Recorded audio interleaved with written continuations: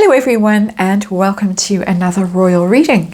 And apologies for my absence yesterday. I had a lingering guest in the house and unfortunately by the time the guest had left, it was quite late in the evening. We were in the middle of a very long period of load shedding last night, and so it was just too late to get to the tarot table, even though all manner of things were going on in the royal sphere, in the royal world. So many stories breaking at the moment. Lots and lots to catch up with. Every day seems to bring 5 or 6 stories that are really quite juicy and really could be read on. And having said that, I'm not going to make a dent in the stories. I'm going to look at the larger picture today. The picture of the eclipses, because we are in eclipse season.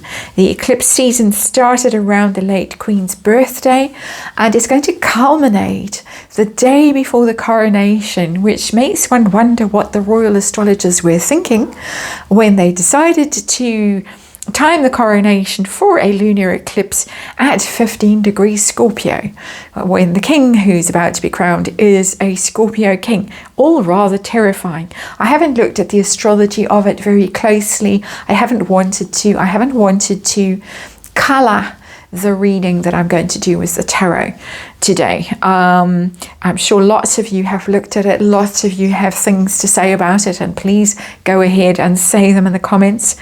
But we're in eclipse season. We have an eclipse coming. The one on around the Queen's birthday did seem to trigger events in Montecito. It was, of course, the birthday photo. Well, it wasn't taken on her birthday, but it was released on her, what would have been her birthday, of the Queen surrounded by her great-grandchildren. A gorgeous photo taken by the Princess of Wales up at Balmoral last summer. Conspicuous by their absence, of course, Archie and Lilibet. That seemed to trigger something, and it's been relentless ever since. And we're all out now. We've had the TED Talk, we've had the new face, we've had the kiss cam, the Lakers appearance in the pink, I don't know what quite to call it. There's been some quite unfortunate analogies, that crumpled pink sort of packet looking outfit.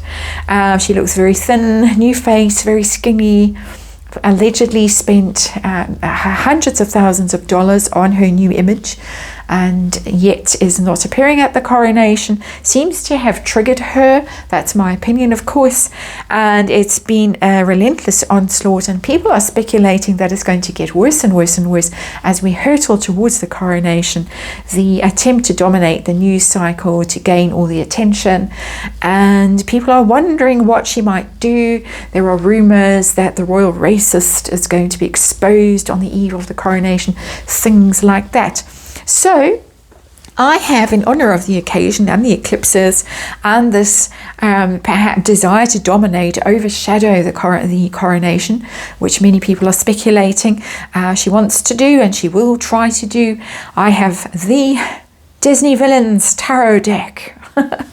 I have acquired a few new decks recently, not ones I'm really going to use on this channel apart from this one, which arrived just in time for this reading.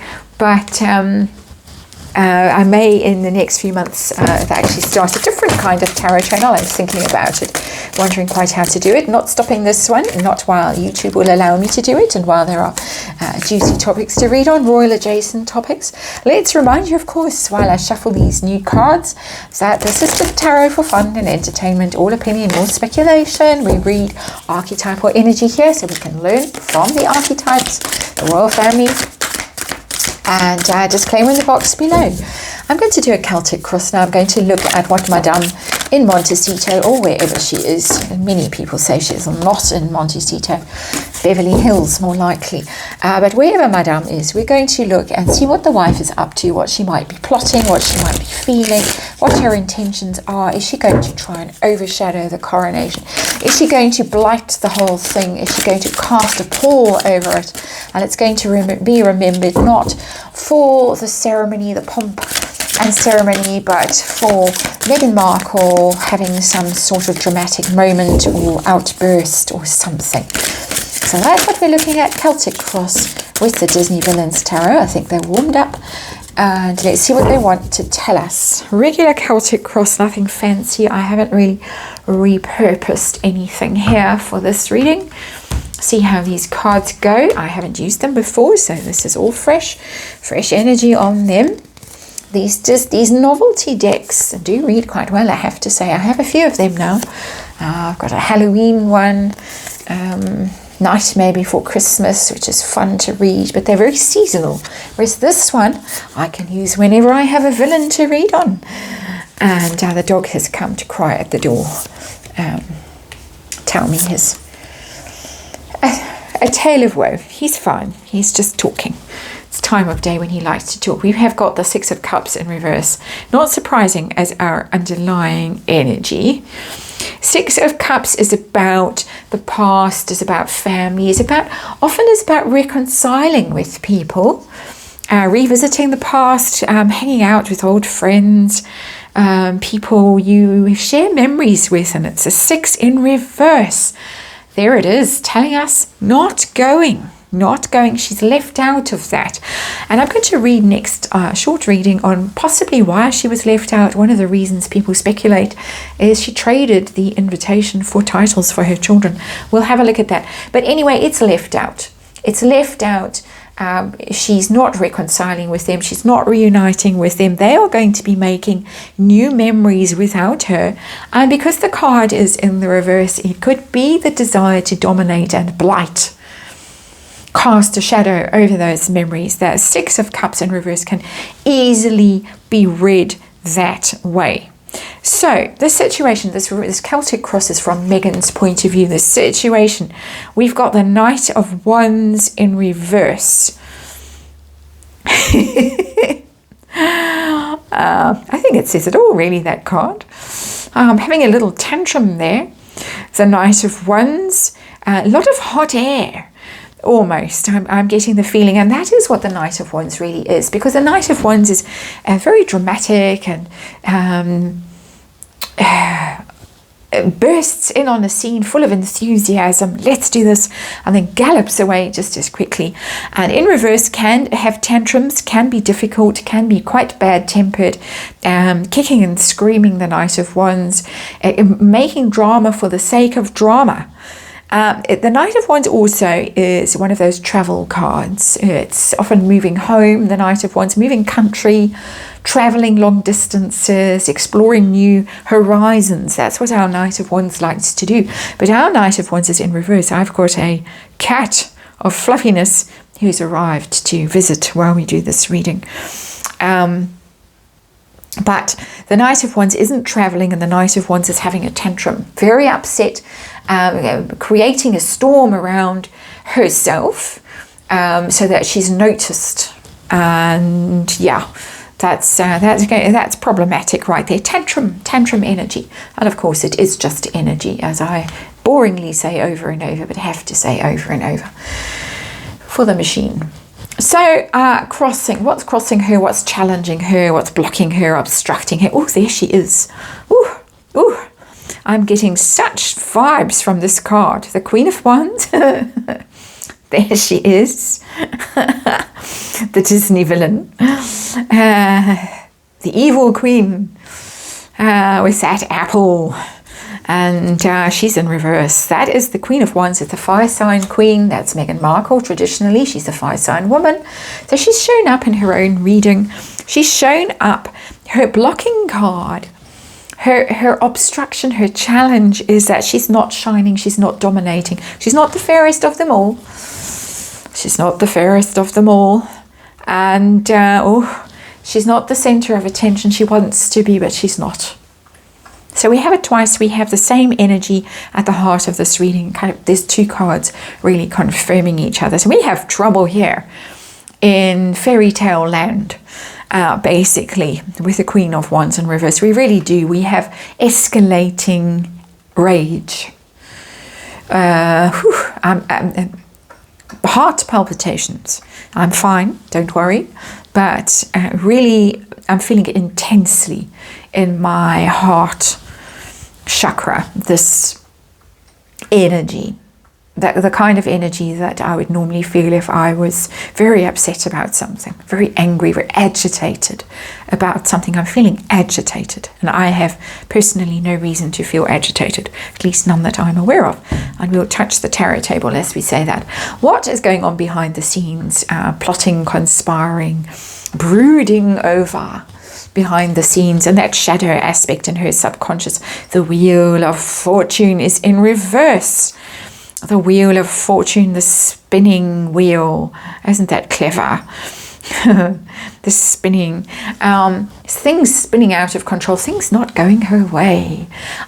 Also, the desire to overturn someone else's good luck. I'm going to say that because that is the energy that I am picking up intuitively. That Wheel of Fortune in reverse, she wants to upset that apple cart. She wants to cause trouble. She wants to put it, cause disarray, chaos. She really does. She would be delighted if things went horribly wrong. If a horse bolted on the way back from Westminster Abbey and caused chaos. And there are threats of things like that. I wasn't thinking of that consciously when I said that, but there are apparently plots afoot to spook the horses. Terrible, terrible, terrible thing to do, or to think of doing. She wants that kind of thing. She's brooding on her own misfortune, and she's wishing it on other people with that rather spooky card. What is her goal, her focus? What does she consciously sort of... Again, the same energy, Justice card in reverse. It's not fair. It's not fair. I have been wronged. I have been wronged, and I am going to seek my vengeance. As Tom Bauer, the entire theme of his book was the desire for vengeance, revenge. Such a well-titled book. I didn't think so when I first heard it. I thought, what? But really, he was very insightful with that title. He really saw the theme ahead of time, I think, of the dominant theme of the story. Justice card in reverse, revenge, definitely. And there she's brooding on it. She wants it. She wants people to suffer. She wants people to be punished. She wants people to feel her pain. They left her out. They left her children out. They didn't apologize. They didn't go for training as she wanted them to, about their unconscious bias and all the rest of it. These are really cards, and they are all in reverse so far. And when cards are all in reverse like this, it means that things are out of balance. Something is rotten in the state of Denmark, basically. We aren't even halfway through the reading, but so far all in reverse. So yeah, state of Denmark not very healthy at the moment. Recent past, in terms of this desire to dominate and overshadow, we've got the Fool in reverse. Couple of things with the Fool in reverse is looking foolish, being made a fool of, being a spectacle, egg on face, that kind of energy with the Fool.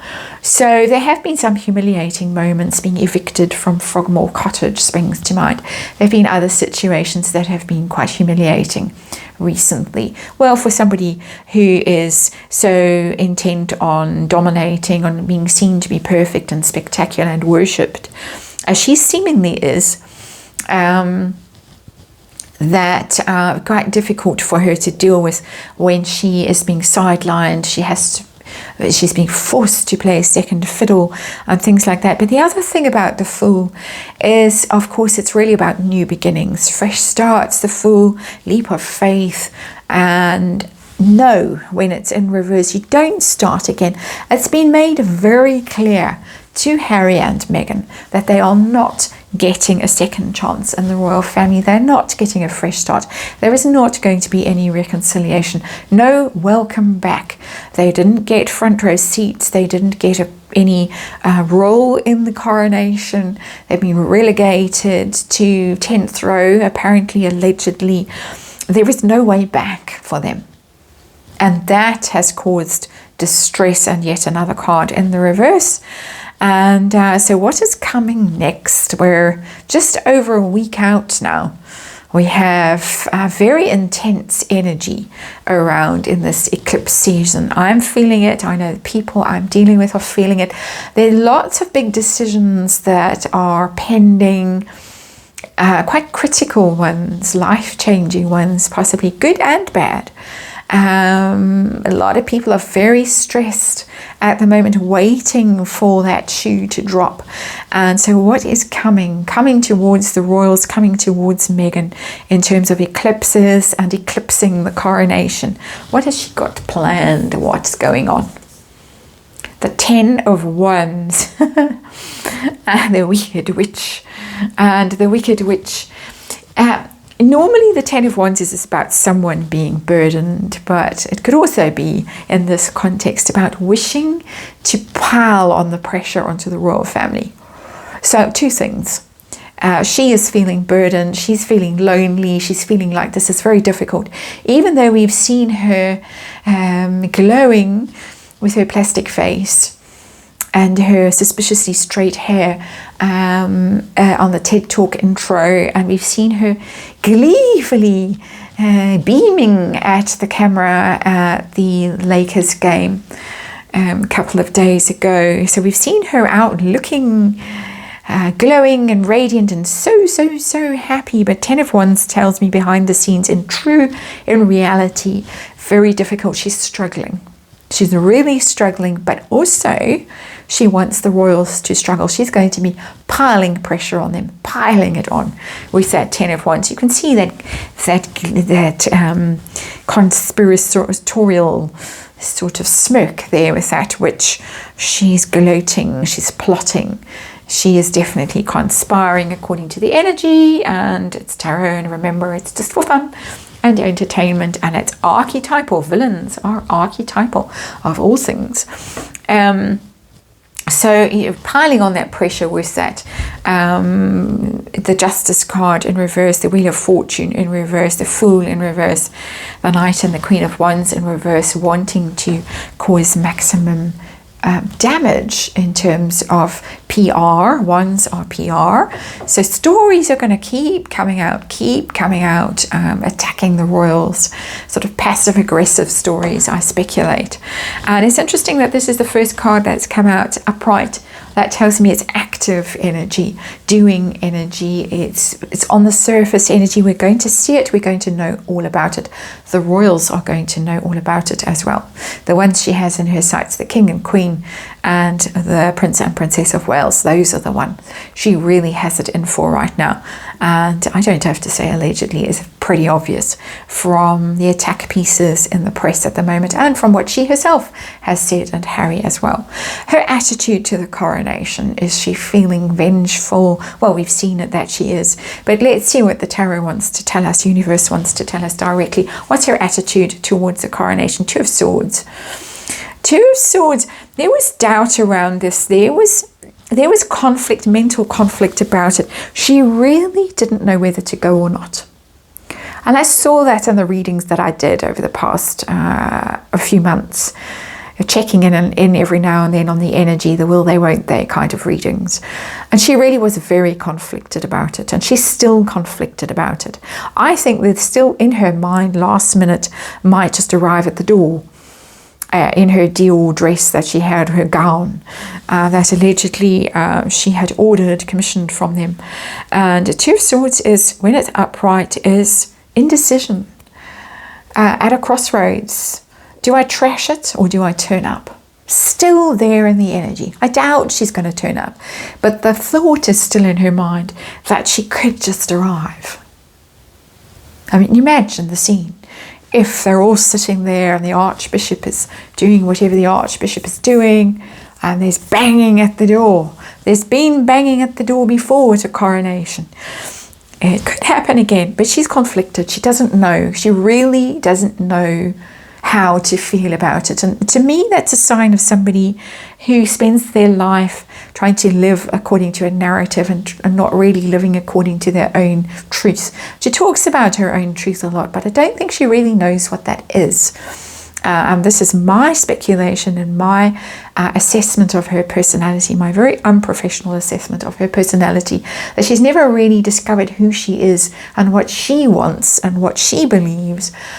She has taken on other people's belief systems, goals, dreams, anything. And it's quite sad, really. You could have a squeeze out a tear, one tear, left eye go. But yeah, an interesting card, that, because it's not nearly as dangerous and difficult as it could have been.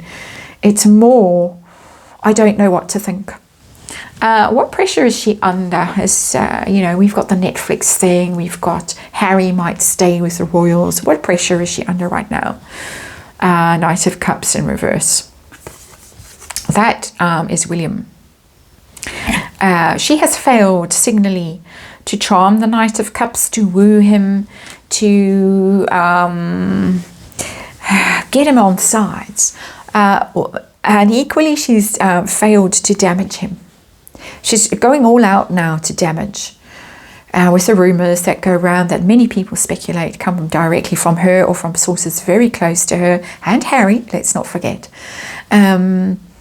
But try to knock him off his pedestal, bring him down a peg or two, even replace him in people's minds as a very popular person, somebody that they really want to be king in due course, and trying to take away from his credibility, from his popular appeal.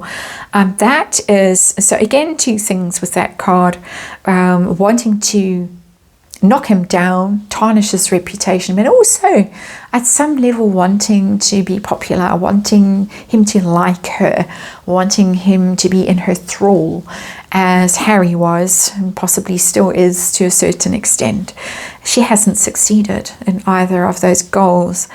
But I think it's more William energy than the King energy. I think the King would show up as a king now in a tarot reading, and this is Prince William energy. That is her problem, that she can't control, she can't dominate, and she can't ingratiate herself with. Her hopes and fears for this coronation, her hopes and fears. We have got the High Priestess. That's somewhat of an up to no good card. I think that she wants to keep people in suspense, because the High Priestess is the queen, is the keeper of secrets and mysteries, and somebody who has enormous power behind the scenes, or seen to have enormous power, somebody who can inspire dread in people.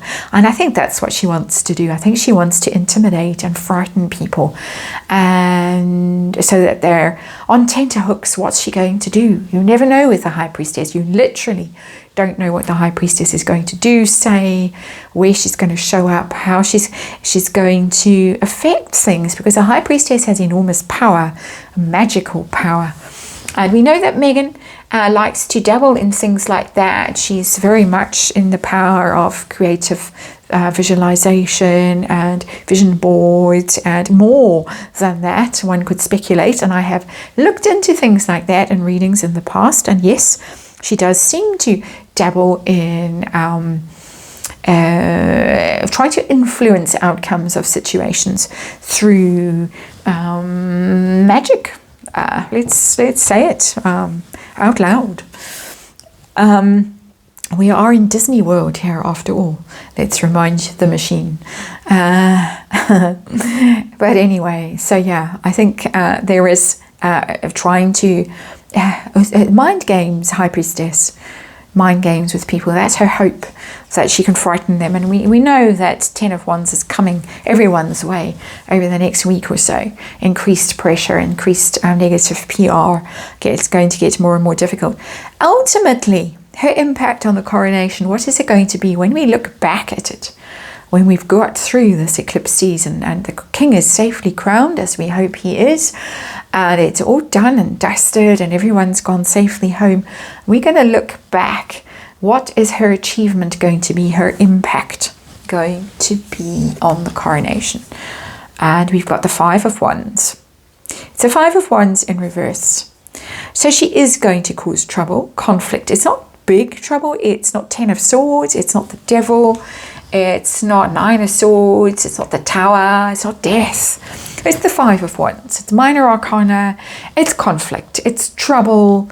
It's trying to steal the limelight from someone. That is what the Five of Wands does, because people compete with the Five of Wands. They try and dominate. They try and grab position that might not be theirs. It's scrapping for notice, for attention, for position. That is what the Five of Wands is. It is in reverse. So we are going to look back at it and, in my opinion, say, wow, the conflict just went on and on and on and on. It didn't stop. So I think all through we're going to get niggles. It's sort of like guerrilla warfare, the Five of Wands. They're going to be attacks. Day after day, there's going to be drip fed some negative story about someone in the royals that she feels hostile towards, that she begrudges. She wants her revenge, Justice card in reverse. So there's going to be hit piece after hit piece after hit piece. It's not going to be catastrophic. It's not going to knock things off their course, derail things, but it's going to be noticeable. It's not going to be all peace and light and love and joy and glory and all of that. There's going to be an energy around this coronation of conflict coming from Montecito or wherever.